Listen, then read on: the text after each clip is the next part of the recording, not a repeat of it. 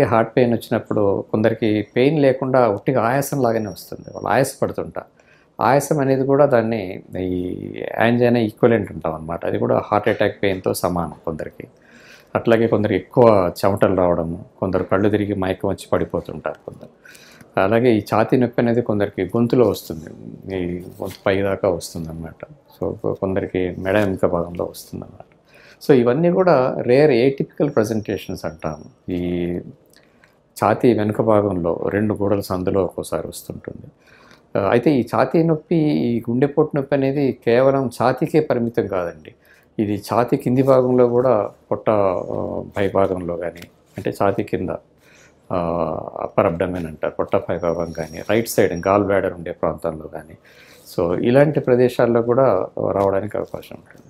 So ఈ నొప్పి ఎక్కువొచ్చినప్పుడు వాంతులు కావడము, సో కడుపులో మంటలాగా రావడము, సో ఇలాంటి సింప్టమ్స్ కూడా ఉండడం వల్ల చాలామంది ఇదేదో గ్యాస్ట్రిక్ అని, ఏదో గ్యాస్ ట్రబుల్ అని, ఏదో ఇండైజెషన్ వల్ల వచ్చిందని, ఏదో ఫుడ్ పడలేదని ఇట్లాంటి సింప్టమ్స్ అనుకొని కొంచెం అశ్రద్ధ చేస్తుంటారు. సో ఈ ఛాతీ నొప్పి అనేది దానికి ఏరియా అనేది, గుండెపోటు నొప్పి అనేది ఏరియా అనేది కేవలం ఛాతీకే పరిమితం కాదు. సో పొట్ట పై భాగంలో రావచ్చు, పొట్ట కుడి భాగంలో రావచ్చు, ఛాతీ వెనుక భాగంలో రావచ్చు.